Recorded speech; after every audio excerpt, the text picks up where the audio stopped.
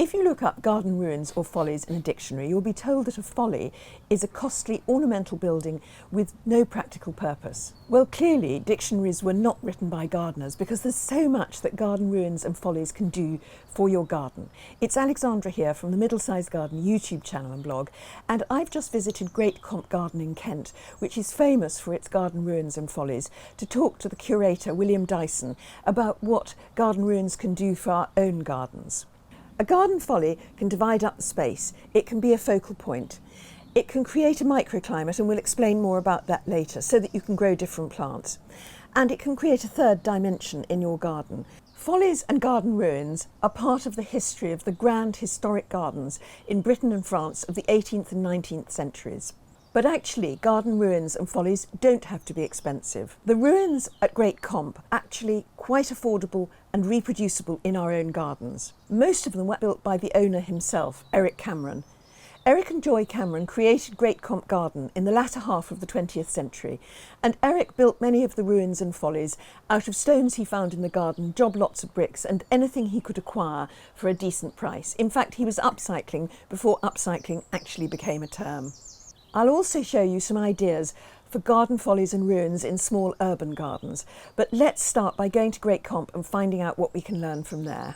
So William, can you tell me how the ruins came about in this particular garden? The ruins came about through necessity, really. The Camerons, when they first bought Great Comp, they set about digging out a lot of these beds. Eric designed the garden, and then in the process of digging into the ground to create these new beds, they came across indigenous seams of Kentish ragstone and ironstone. And many large piles of stone later, Eric started thinking, what am I going to do with all this lot?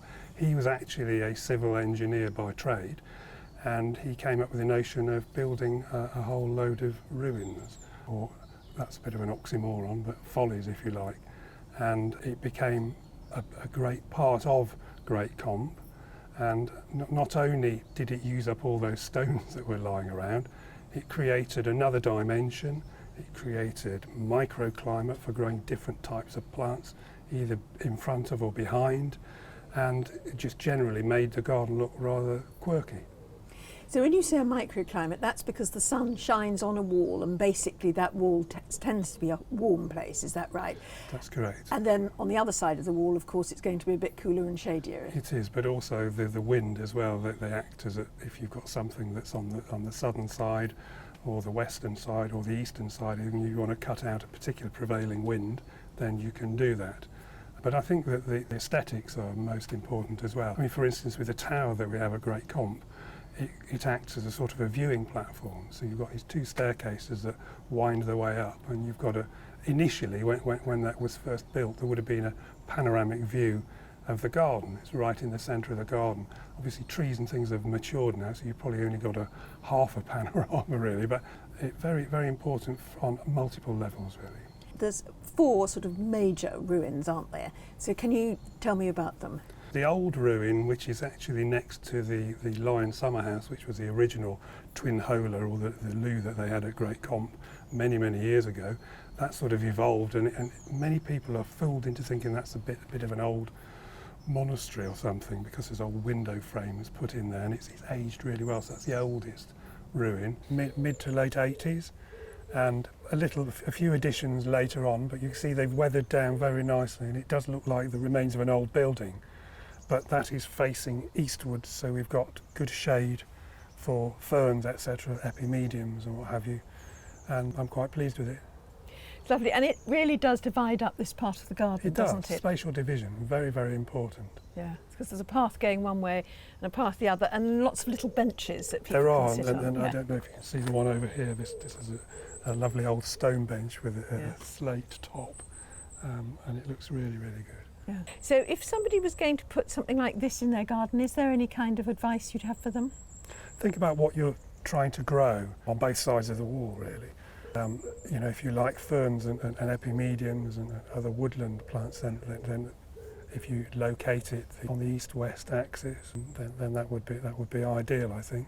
I mean, in this situation here, we've got 1, 2, 3 separate aspects that we can work with. I mean, the viburnum on the other side of there has grown a little bit out beyond what we initially anticipated. But if that wasn't there, then you'd have a very, very sunny, dry side. But this is quite nice and shady and cool, very, very useful to have, particularly if you've got a garden that's got a very open aspect, and again, to try and keep the wind away from other treasures, etc. But I think the actual, beside the horticultural relevance of it, I think the aesthetics are what please me most of all, from our own point of view.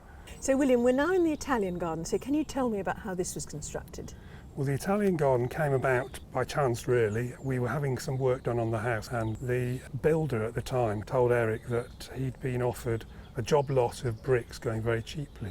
I think it was about 18,000 bricks, and Eric, being a very thrifty Scotsman, thought, well, I ought to buy those, really, and kind of started designing on the back of the proverbial fag packet the Italian garden. All of this ruin was done without any surveying instruments at all. It was all paced out, and there's a wall surrounding it built out of these bricks and the viaduct over there, and the rest of it is built out of stone from the garden. But this was his nod to the Roman Forum. He wanted a bit of Italy, so he wanted to have an Italian garden. So we went off to Chilston, which at the time were in a garden called Spriver's, and they had all these bits of old masonry lying about, some of their seconds, which were already quite weathered, and we bought a whole load of them, and up came the Italian garden. So that was my first year here back in '93. The winter of '93 we started building the Italian garden. It took us about a year in total. We had a professional bricklayer in to do the bricklaying, and Eric and I built the actual the masonry, and it's created microclimate, and we try to grow things a little bit more exotic. You see the tetrapanax here, which has had a bit of a clobbering last winter, but lots of other things, dahlias, salvias, and the rudbeckias, and then we've got trachycarpus over there, the tea tree as well. And is winter a particularly good time perhaps to do building of a folly, because everything's pretty dormant in the garden? Well, it's quieter for us. We haven't got to worry about weeding borders or mowing lawns and things, and there are no garden visitors in the winter, so that's really why we used to build in the winter. The only point I would say is that if you're building anything in the winter, make sure you've got plenty to cover up, because if you have a frost at night, it will actually cause the mortar to fail, it will laminate. So if you've got bubble film or hessian or old carpet, cover up at the end of the day, and wait until the frost's gone off it the next day before you carry on with your building. What's the nearest one to get to from here now? After the Italian garden, the tower. The tower. Let's go for the tower then. This bit's amazing because there's quite a few steps up there, and also there's another one round here, so you can really get some height here, can't you? Yeah. And so when was this built? This was built in 1988, and then we added bits onto it about 2005. So it's been extended from the original ruin, but we also, as you can see over there, we periodically have to do repairs, because that being the original ruin with a weak mortar, we find that it starts to turn quickly into a real ruin, and we don't want anyone leaning over and disappearing off into the border down below. You were also saying something to me about how that quite often a garden ruin doesn't look great when you've just built it, but as soon as it gets moss and things like that, it looks better. So you get a few years onto it. I mean, you can speed that up if you get natural yoghurt and chuck that all over it. It will actually green up quicker.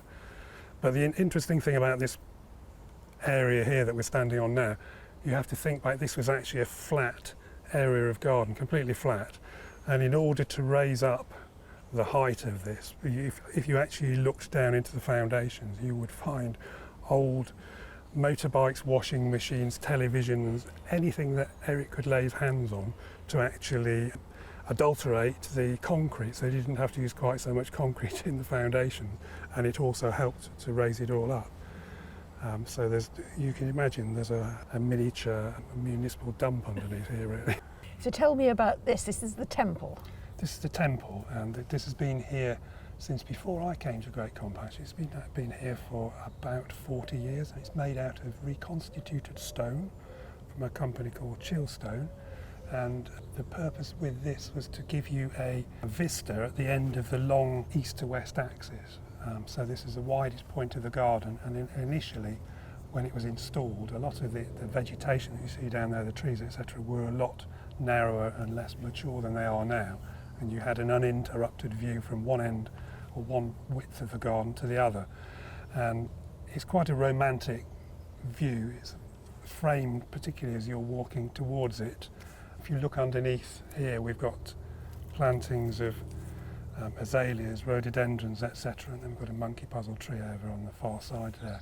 So early in the year it does look very beautiful, but it is a place of contemplation really. Not many people come down this far down into the garden. It's just a cool place to be. Sit down and read a book if you like. Yeah, it's a lovely spot. And when somebody's thinking about putting a ruin or a folly in their garden, what do you think they should bear in mind? How should they place it? To use Alexander Pope as an example, he would say consult the genius of the place. So look at the surrounding landscape, and is it going to fit in? Is it going to be a focal point? Is it going to be harmonious? Is it going to blend, or are you trying to create something different altogether, something that stands out and doesn't blend in with the surroundings? Are you trying to put this there purely for its own sake, or do you want to grow something against it or within it?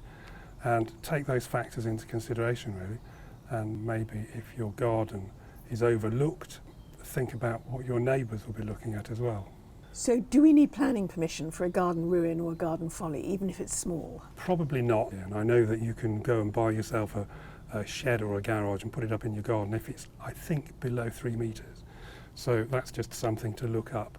But I would say now that none of the ruins at Great Comp ever had any planning permission, but they've been there for probably 50 years, most of them, so I don't think anybody's going to worry about those. Now we'll look at some of the other ideas in smaller and actually more town gardens than Great Comp. For example, you could have a garden shed that looks like a temple, but you can still use it as a garden shed, like this one from Roger Lloyd and Stephen Sendall. They just simply put a simple classical front on their garden shed, and it looks like a temple from the front. You can see it's a shed from the side. And in Margate, Mark Walker had a historic house. It was a Victorian house, and it had had loads and loads of additions and things done to it over the years. So when he restored it, where there was a demolished conservatory, he hasn't painted over the walls. He's left the marks of the building that was there before. And on the other side of the garden, he's left a faded wall mural.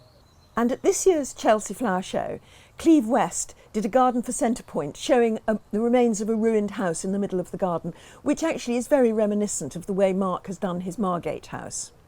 And here in a rural garden in Kent, Bill and Linda Rudgard have used a Gothic window to create a folly. They bought it from an architectural salvage yard in Halifax. It was one of a whole load of windows that came from a church, and the rest of the windows went off to the United States. And they built it up to make it look as if there was a little bit of a church. They put some flagstones in front of it, and then there's a little few stones remaining that could perhaps be a doorway. And it's a window out onto the fields beyond.